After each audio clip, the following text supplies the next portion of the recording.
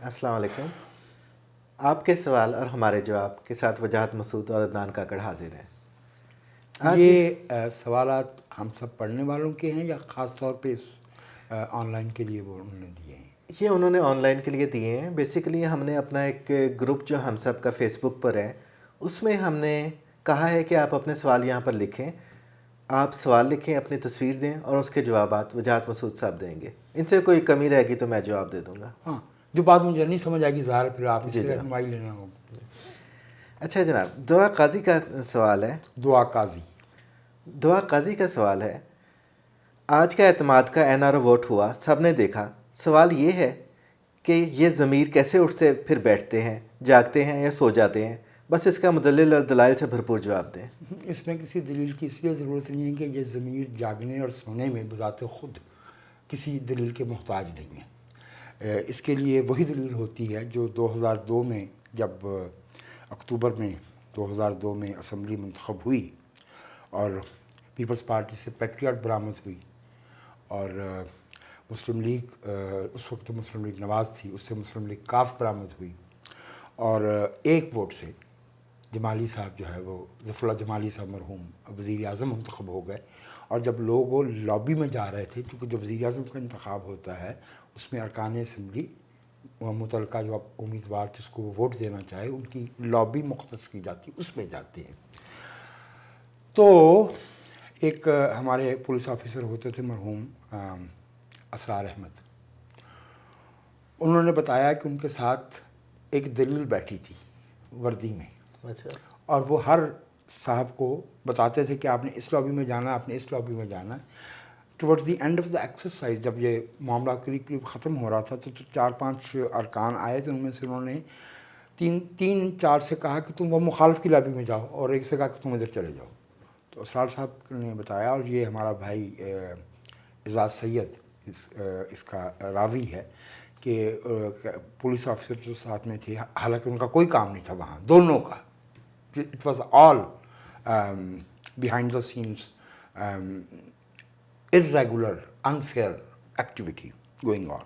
اچھا، تو کہنے لگے کہ یہ آپ کیا کر رہے ہیں کہ وہ تو صرف ایک ووٹ سے جیتے گا پھر وزیر اعظم ہونے والا ظفر اللہ جمالی. کہیں گے ہاں، ہم چاہتے ہیں کہ اس کو یہ احساس نہ ہو کہ وہ واقعی وزیر اعظم بن گیا ہے. اگر ہم اسے وزیر اعظم بنا سکتے ہیں تو ہم اسے ہٹا بھی سکتے ہیں. تو دعا قاضی کے سوال کا یہی جواب ہے کہ یہ وہ ضمیر نہیں ہے جو کسی دلیل پہ، کسی احساس پہ، کسی قانون پہ، کسی دستور کی شک پہ جاگتے اور سوتے ہیں.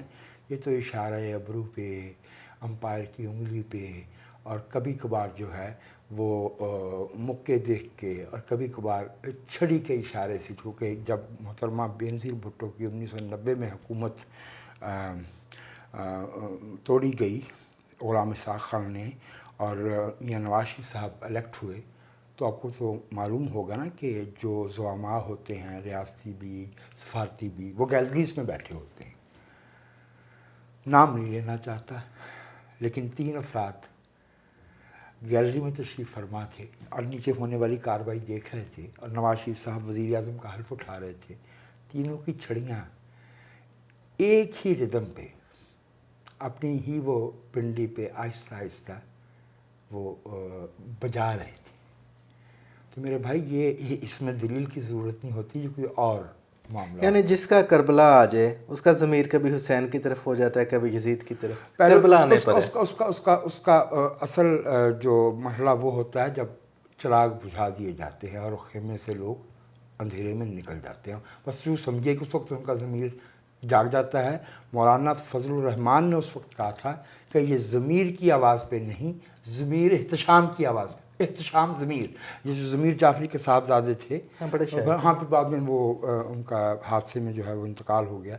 تو انہوں نے کہا تھا کہ یہ لوگ ضمیر کی آواز پہ نہیں گئے، یہ احتشام ضمیر کی آواز پہ گئے ہیں. مولانا بڑے فکر باز ہیں.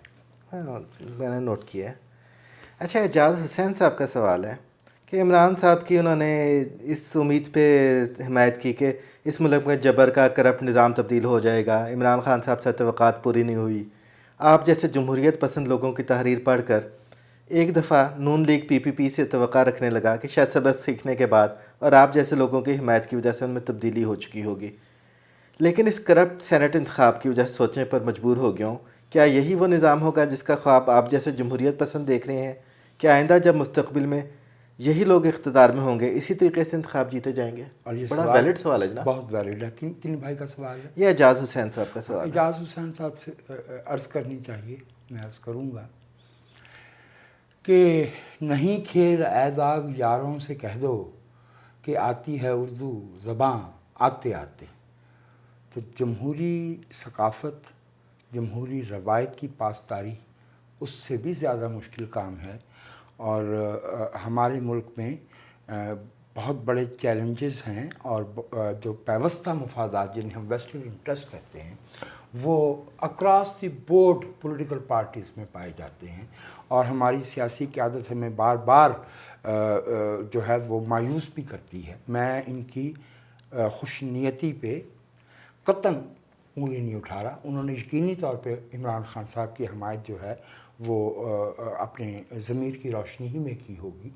میں انہیں عرض کرنا چاہ رہا ہوں کہ جو دوسری طرف کے سیاسی رہنما ہیں وہ بھی گاہے گاہے انہیں ابھی مایوس کرتے رہیں گے. اہم بات یہ ہے کہ دستور کے تسلسل کا اور جمہوری عمل کا کوئی متبادل نہیں ہوتا سوائے آمریت کے. اور آمریت میں ہم یہ بھی نہیں کہہ سکتے کہ یہ غلط ہے. آمریت تو جو ہے وہ قوم کی اجتماعی توہین ہے. تو اس لیے ان رہنماؤں کو کم از کم میں نے ابھی آپ نے شاید نوٹ فرمایا ہو، مریم نواز نے آج تقریر میں جو بات کہی تو اس پر مجھے اعتراض تھا نا. بات کریں گے. اچھا ہم پرویز رشید کو پسند کرتے ہیں، لیکن ایک دفعہ ایک ضمنی انتخاب میں انہوں نے کچھ ایسی زبان استعمال کر دی، کچھ ایسے لفظ بول دیے جو نہیں بولنا چاہیے تھے. بلاول بھٹو، زرداری، کوئی بھی ہو، سیاسی قیادت کے ساتھ آپ اختلاف کر سکتے ہیں. سیاسی قیادت اگر وہ شیخ رشید نہ ہو، کیونکہ شیخ رشید تو کارکن کو سوال کرنے پہ تھپڑ بھی مار دیتے، لیکن شیخ رشید تو ایک استثناء ہے نا. وہ جیتار شخص ہیں. وہ جیتار شخص ہیں. مجھے نہیں معلوم وہ کون سے والا دار ہیں، جیتدار ہیں یا بہرحال. لیکن بہر صورت جو میں آپ سے عرض کر رہا ہوں کہ ہمارا انسانوں کی یہ تحدید ہے کہ جمہوریت کا متبادل آمریت ہوتی ہے.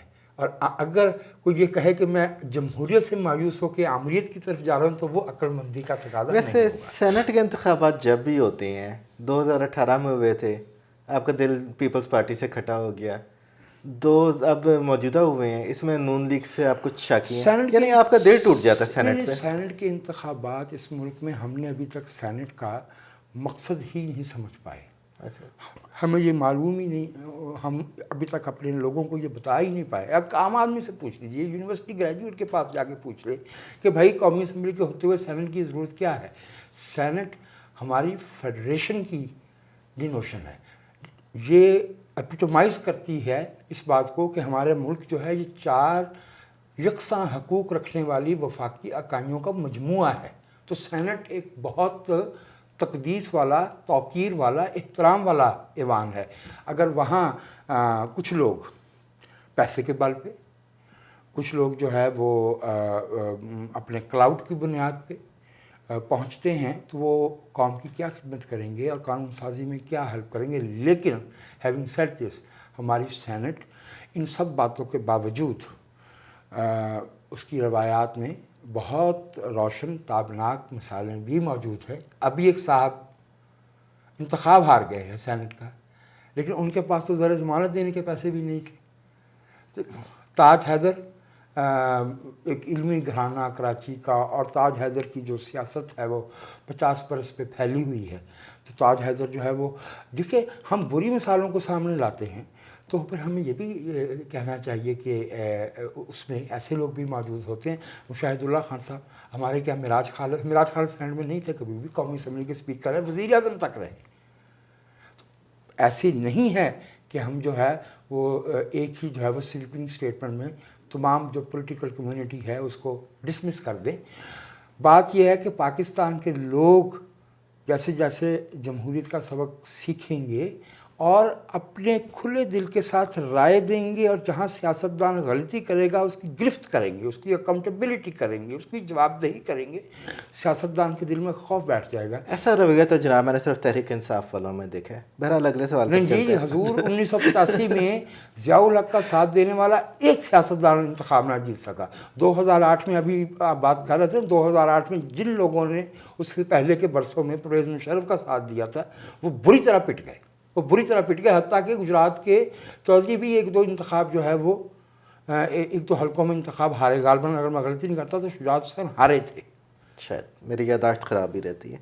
اچھا, رحمت علی رحمت صاحب خانیوال سے سوال کرتے ہیں, جس طرح سیاسی حالات مسلسل خراب ہوتے جا رہے ہیں, جس طرح غربت, بے روزگاری, آبادی, مہنگائی اور انتہا پسندی میں روز بروز اضافہ ہو رہا ہے, آپ کے نزدیک پاکستان کا مستقبل کیا ہوگا؟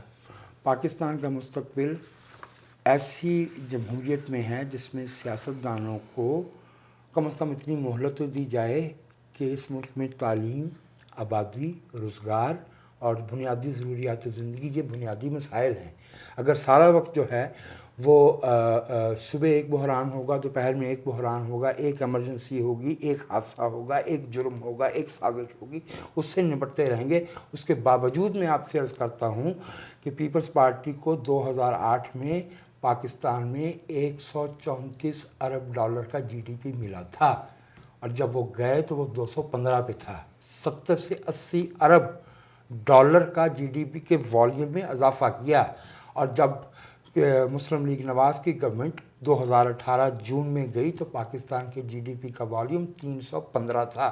اور جب میاں نواز شریف صاحب کی مئی 11 والے انتخاب 2013 میں حکومت آئی تو پاکستان میں دو سب سے بڑے مسئلے تھے, ایک دہشت گردی کا اور ایک انرجی کرائسس کا. 12 گھنٹے کی لوڈ شیڈنگ ہو رہی تھی. ان حالات میں جن میں صرف پیپلز پارٹی کے دور کو اگر دیکھ لیا جائے, عدلیہ کی بحالی, N R O, Kerry Lugar bill, memo gate, Osama bin Laden, global crash, global crash 2007 اور 8 والا, اس کے باوجود وہ حکومت جو ہے اس نے اب لوگ خود ہی کہہ رہے ہیں نا کہ وہ اس سے بہتر تھی. دیکھیں آپ کی دلیل سے میں قائل ہو گیا ہوں کہ سیاستدانوں کو پیسے پسند ہوتے ہیں, ہمیشہ جب بھی آتے ہیں اکانومی کو ڈبل کر دیتے ہیں. اب آپ طنز فرما رہے ہیں, نہیں سر, میں سنجیدگی سے پوچھ رہا ہوں. میں اس میں حصے دار نہیں ہوں. چلیں ٹھیک ہے جناب, اتنے سنجیدہ معاملے پہ میں طنز کرنے کے لیے تیار نہیں. اچھا ٹھیک. اچھا, ایک جی ایم افضل صاحب کا سوال آیا ہے, ہٹلر کے لیے جرمنی میں ایک اصطلاح استعمال کی جاتی تھی, فیورر. کیا عمران صاحب فیورر کے درجے پر فائز ہو چکے ہیں؟ نہیں, عمران خان میں کو اس طرح سے, کیونکہ جو ہٹلر ہے وہ انسانی تاریخ کے بدنما ترین اور سیاست میں جو ناقابل قبول ترین تصورات ہوتے ہیں, نسل پرستی کے, تعصب کے, تشدد کے اور out right fascism, Imran Khan صاحب میں خامیاں ہو سکتی ہیں, لیکن انہیں فیورر وغیرہ قرار دینا یہ ناانصافی ہوگی. ٹھیک ہے, اور میں یہ بھی آپ سے عرض کر دوں کہ اس ملک کے حالات بھی وہ نہیں ہیں. اس ملک کے حالات بھی وہ نہیں ہیں, اور عمران خان صاحب میں نہیں سمجھتا کہ انہیں ہٹلر کے ساتھ ایکویٹ کرنا یا اسے مماثل قرار دینا یہ کوئی انصاف ہوگا. ایسا نہیں کرنا چاہیے. اختلاف کو وہیں تک رکھنا چاہیے جتنی اس کی ضرورت ہے. اچھا, خالد عباس صاحب پوچھتے ہیں کہ موجودہ دگرگوں معاشی, سیاسی اور آئینی حالات میں اخلاقی اور عوامی تائید سے محروم لیکن دستوراً منتخب حکومت کی ٹانگیں کھینچنا درست جمہوری رویہ ہوگا؟ انہوں نے سوال کے پہلے حصے میں جو جن چیزوں سے محروم قرار دے دیا ہے, اس کے بعد ان سے پوچھنا چاہیے کہ پھر دستور کی کیا حیثیت باقی بچی. نہیں سر, دیکھیں معاشی یا سیاسی آئینی حالات خراب بھی ہو جائیں, دستور تو یعنی نہیں, دیکھیے مقدس چیز ہے. آپ نے بتایا تھا مجھے ایک دفعہ. میری عرض سن لیجیے. De facto de jure prime minister موجود ہے, گورنمنٹ آف دی ڈے موجود ہے, دستور کے تابع ہی ہے, لیکن جن حالات میں اور سیاسی عمل کی جس انجینئرنگ, جس جوڑ توڑ کے ذریعے یہ حکومت جو ہے وہ وجود میں آئی, اس کے بعد اس کا جمہوری, سیاسی اور اخلاقی جو اس کی ساکھ ہے وہ بن ہی نہیں سکتی تھی. اس میں بھی ایک امکان تھا کہ اگر وہ آن دا گراؤنڈ پرفارم کر لیں, اگر وہ سیاسی معاشی طور پہ, خارجہ محاذ پہ اور سیاسی کلچر کے حوالے سے کچھ اچھے قدم اٹھا لیں تو شاید لوگ جو ہے وہ اس بات کو اس لیے تھوڑی دیر کے لیے بھول جاتے کہ پاکستان میں اب تک 11 عام انتخابات ہوئے ہیں اور پاکستان کا کوئی ایک انتخاب بھی شفاف نہیں رہا، وہ جو جس طرف یہ اشارہ کر رہے ہیں نا کہ سیاسی عوامی ہوا اخلاقی اس سے، تو لوگ اس کے باوجود جو ہے اس ملک کے لوگ جو ہے وہ بہت کچھ برداشت کرنے کی صلاحیت رکھتے ہیں، لیکن جو خان صاحب کی حکومت ہے جہاں صحیح معنوں میں پانی مرا ہے وہ یہ ہے کہ وہ معاشی اور خارجہ محاذ پہ اور ایڈمنسٹریشن میں وہ قریب قریب مکمل طور پہ ناکام ہوئی ہے۔ اب مجھے حیرت اس بات کی ہے کہ یہ سارے کوئی ہائی اسکول سے اٹھ کے نہیں آ گئے، ان میں سے بیشتر ایک سے زیادہ حکومتوں میں شریک رہے ہیں، شاہ محمود قریشی، شیخ رشید اور جو بہت سے دوسرے لوگ جو ایک آدھ کو چھوڑ کے جو پہلی دفعہ گورنمنٹ میں آئے، باقی سب تجربہ کار لوگ ہیں۔ بنیادی طور پہ مجھے یہ لگتا ہے کہ عمران خان صاحب حکومتی سطح پہ وزیر اعظم کے طور پہ قیادت کا وہ درجہ فراہم کرنے میں ناکام ہوئے ہیں، اور وہ ایک ٹیم بلڈنگ اور ایک جو ان کے ایک ذاتی استاد ہے نا، ان کا ایک مزاج ہے جس میں وہ یہ سمجھتے ہیں کہ وہ کوئی خاص ہستی ہیں جن کے پاس عقل اور شعور جو ہے یا جو ان کی وہ سمجھتے ہیں کہ ان کا کوئی خاص درجہ ہے، وہ اپنے آپ کو فانی انسانوں سے کچھ الگ سمجھتے ہیں۔ تو یہ اس وجہ سے بھی جو ملکی جو سیاست ہے اس میں انہوں نے یہ تناؤ انہوں نے خود پیدا کیا ہے، کیونکہ جب وہ الیکٹ ہوئے تو اپوزیشن کی دونوں جماعتوں نے فلور آف دی ہاؤس پہ انہیں اپنی تائید کا یقین دلایا تھا، یہ ان کے لیے بہترین موقع تھا، لیکن مصیبت یہ ہے کہ وہ جو ان کے تاریخ رہے ہیں وہ جو ہے نا وہ کہتے ہیں تو شاہی ہے بسیرا کر پہاڑوں کی چٹانوں میں، تو پہاڑوں کی چٹانوں میں تو پھر یہی ہوتا۔ اچھا، آپ نے قوم کی برداشت کا ذکر کیا تو میں اس پہ تو متفق ہوں آپ سے، غالباً اسی وجہ سے ایک ضرب المثل آج کل چل رہی ہے جس کے پیچھے ایک کہانی بھی ہے، لطیفہ کہیں، جس میں مطالبہ کیا جاتا ہے قوم کی جانب سے بادشاہ سے کہ جوتے مارنے والوں کی تعداد کو بڑھا دیا جائے، یعنی برداشت تو واقعی ہے۔ نہیں میں یہ ایک نہایت لغو ضرب المثل ہے۔ ضرب المثل کیا ہے؟ وہ کوئی اینیکڈوٹ سی سنائی جاتی ہے۔ ہمارے ملک کے لوگوں نے قید کاٹی ہے، صعوبتیں کاٹی ہیں، تشدد برداشت کیے ہیں، معاشی مظالم برداشت کیے ہیں، ان کے کریئر تباہ ہوئے ہیں۔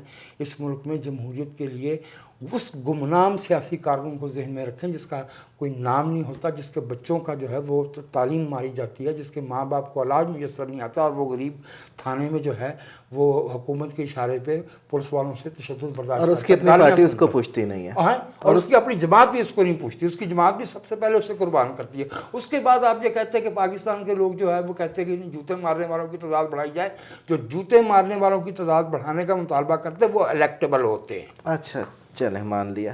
اچھا، ان حالات میں اس سوال سے ایک خالد عباس صاحب کے ایک اور سوال میرے اپنے ذہن میں آیا ہے، آپ عمران خان کی حکومت یا کم از کم تحریک انصاف کی حکومت کے 5 سال پورے ہونے کی حمایت کرتے ہیں یا حالات کو تبدیل کرنے کے لیے حکومت تبدیل کرنے کی آپشن کو وزن دیتے ہیں؟ حکومت اگر دستور کے مطابق چلائی جائے اور وہ الیکٹ ہوئی ہے تو اس کو حق ہے کہ وہ 5 سال پورے کرے، کسی غیر آئینی طریقے سے اس کو نہیں ہٹانا چاہیے، میں اس کی حمایت نہیں میں کسی غیر آئینی غیر دستوری ماورائے آئین اقدام کی حمایت نہیں کر سکتا۔ یعنی ماورائے آئین اقدام ہوا تو آپ حکومت کی حمایت کریں گے؟ بالکل، اگر ماورائے عمران خان صاحب کیا اگر شیطان خود بھی زمین پہ اتر آئے گا تو میں ماورائے آئین اقدام پہ شیطان کی حمایت کروں گا، لیکن اگر سیاسی حرکیات اس طرف جاتی ہیں اور دستور کے دائرے میں رہتے ہوئے کوئی تبدیلی آتی ہے تو وہ تو دستور کا حصہ ہے، سیاسی عمل کا حصہ، اس میں مجھے نہیں لگتا کہ عمران خان صاحب شاید 5 برس پورے کر پائیں، خاص طور پہ جو پچھلے 2 مہینے میں جس طرح کی اشارے سامنے آئے ہیں، لیکن بہر صورت پاکستان کی بہتری اور فلاح پاکستان کے دستور کو فالو کرنے میں ہے، بھلے اس کے لیے عمران خان صاحب ہوں یا کوئی اور۔